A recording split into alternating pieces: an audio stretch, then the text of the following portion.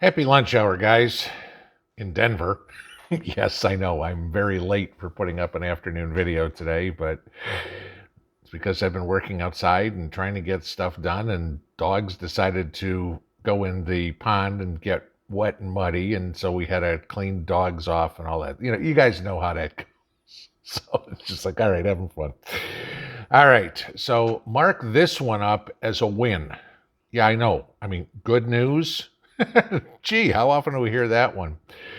The Ministry of Truth, in other words, Biden's Disinformation Governance Board, or whatever the hell they called it, has been put on pause. And our favorite comrade, let's put it that way, Ms. Jankowicz, has put in her resignation.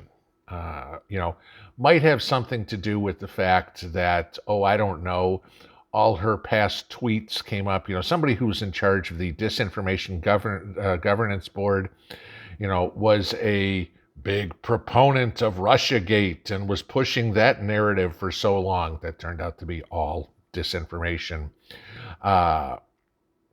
Maybe it was her little sing-alongs that she did, or the just flaming rude tweets that she put out, everything like that. Just very, very interesting. But at least for the time being, the oversight of what the potato administration is calling disinformation is no longer in existence. My personal opinion is, if you're going to put out a disinformation governance board, you've just signed the death knell for the entire Democrat Party, because every single member of Congress, both House and Senate, should be permanently banned because Russia, Russia, Russia, right? That was putting out disinformation for 2 years. Gee, I don't know. Maybe the media companies, CNN, MSNBC, ABC, NBC, CBS, New York Times, yada, yada, yada, maybe they'd all have to be censored because all the lies, let's not call it misinformation, let's just flat out call it lies, call it what it is, would be done. I don't know, maybe Twitter, that epitome of great information out there, maybe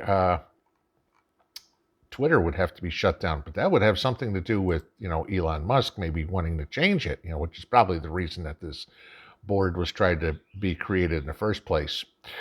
But the funny part, okay, we would have to shut down the president of the United States. Disinformation. Not that Twitter didn't shut down the former president of the United States for telling the truth, okay? But here's a good one for you. Twitter's done an audit. You can imagine there's a whole lot of interesting stuff that's going on with Elon Musk trying to buy Twitter and take the company back to a private company. All right. So everything gets checked. We had the Project Veritas video the other day where somebody was caught on tape saying, basically an employee of Twitter, an engineer, saying, we are a communist organization, flat out an employee saying that Twitter employees freaking out like crazy because, oh my God, they're going to stop the, they're going to audit what these people are doing. And, the 23-year-old African-American studies,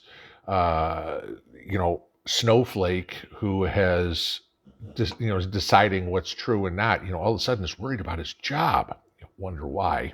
But here's a good one. Good old President Biden, okay, has 22.2 million followers on Twitter. Okay, I don't remember how many Trump had, but it was more north of that. Okay, here's a good one. Auditing, okay, because Elon Musk wants to know how many actual users there are on Twitter, not how many bots. I mean, if you've ever been on Twitter, you all know that you can go to these sites and pay for subscribers, and they'll just make up a whole bunch of names and everything like that, and get it, and all of a sudden, got a new Twitter account, and I've got 84,000 subscribers. They're all fake. Well, they audited Mr. Biden's Twitter account. Not that Joe was the one running it, okay, because Joe can't put a sentence together with his mouth. Do you think he can do it with his thumbs? Half of his 22.2 million followers are fake. 49.3% of the accounts that follow the @POTUS account are officially fake followers, okay? These are accounts that are unsearchable and will not see the accountant's tweets. They found that Biden's account has more fake followers than most. Okay, so there's a key sentence in there. More fake followers than most accounts. All right, so if Biden has 49.3 fake followers, and that's more than most, let's be generous, and let's say only 33%, 1/3 of the rest of the subscribers on Twitter are fake.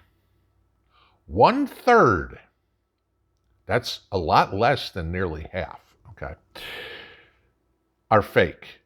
And this is, go to any news source, okay? Again, the aforementioned CNN, MSNBC, yada, yada, yada, all the media organizations.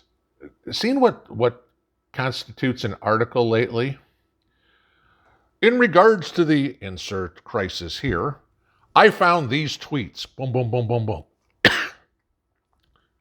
Sincerely, Joe Smith, journalist. I mean, that's what passes for journalism these days.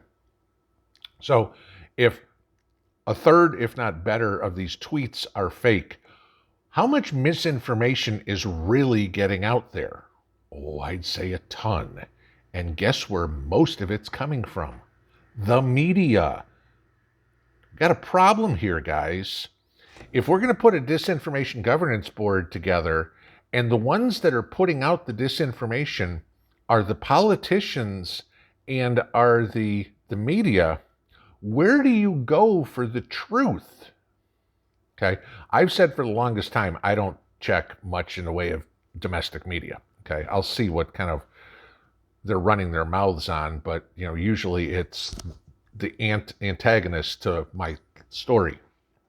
A lot of times I will check out either I don't want to call it alt media because the alt media is just as effed up as anything else, but some of the non-mainstream media, okay, that I'll look at, the Zero Hedges, the Breitbarts, the Newsmax, the Newsbusters, the Citizens Free Press, the things like that, those I'll look at.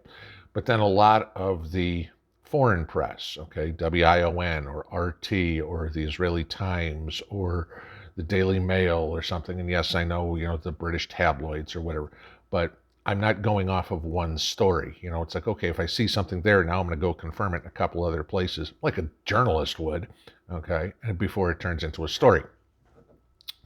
But so we get some good news here that the First Amendment is still alive and well, that the government is now at least temporarily halted, pausing free speech, because maybe somebody told them that this is completely unconstitutional, that they have no right to determine what you can say or cannot say. Now what'll be interesting is to see what happens with the Facebooks and the YouTubes and the Instagrams and all the rest of the social media and see what happens here, because the tide has turned, all right? The left tried to push it too far. They got their hands chopped off. And so now they've opened the floodgates for everybody to start looking at everything. If they're looking at Twitter to see how many fake followers there are, how soon do you think it's going to take before somebody calls for a look into Facebook, into YouTube, into Instagram, to see how many fake followers are on a lot of this stuff from some of these companies / personalities that are out pushing a narrative of some sort. So, good news, at least right now, the First Amendment's still alive.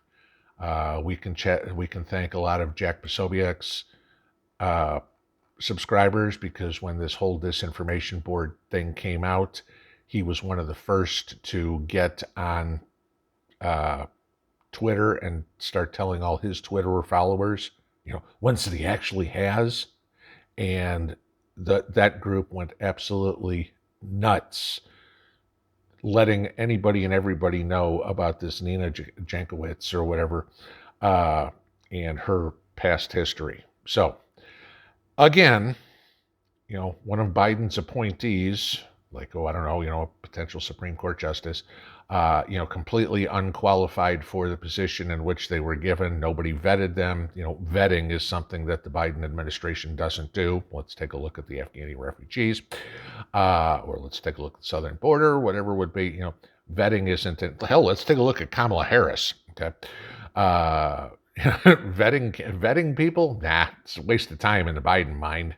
The great chasm it is. But for all of us, good news, we can continue to say, for the most part, whatever we damn well please.